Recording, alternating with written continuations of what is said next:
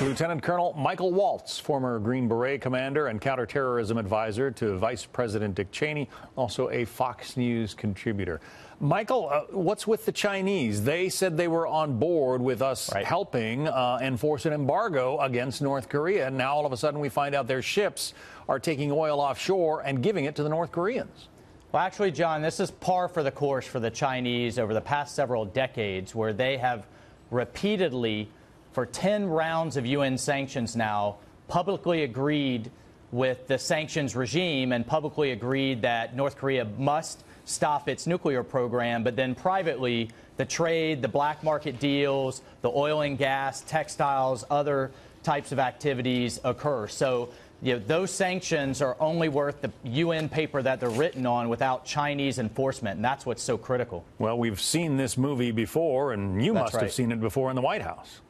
That's right. I was close to the six-party talks where we did everything we could. This was under the Bush regime to try to extend some carrots and sticks and to get the North Koreans to stop its march towards an operational ICBM.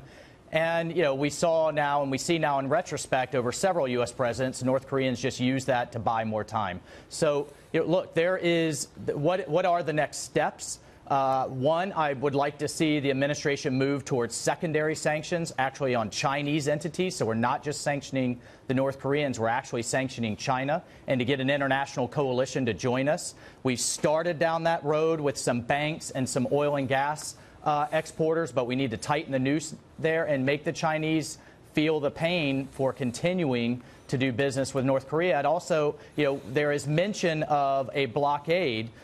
That would be hugely, hugely difficult for the U.S. 7th Fleet, where you'll remember we've had 2 ships have accidents and run into other ships because the fleet is already so taxed.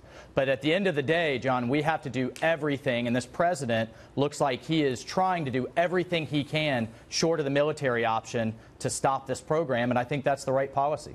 Meantime, some other disturbing news out of China. They are unveiling a new type of weapon that they say is invisible to U.S. radar. That's right. This is called a hypersonic glide vehicle. So essentially, this is a hybrid between an ICBM and a cruise missile, but it can fly for long distances under our radar and gives our ballistic missile defenses very little time to react. So a few things here. One, the Chinese are erasing the American technological edge by stealing our technology through cyber. They've been doing it for decades now, and they are quickly closing the gap. And two, this is why modernizing our nuclear triad and modernizing our ballistic missile defenses, which completely atrophied under the Obama administration, is so critical. And the president's put this front and center in his national security strategy, and he's absolutely correct there, too.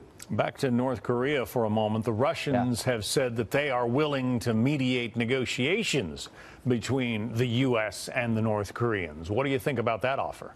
So you're seeing Putin here try to interject himself. He actually offered for Russia to sit down kind of in the middle of the table between the North Koreans and the United States. The Trump administration has rejected that idea. I don't blame them. It's a bad idea. But what I'm following closely is whether Putin will tie the North Korean issue and cooperation on that issue to the Ukraine and Syria and other issues.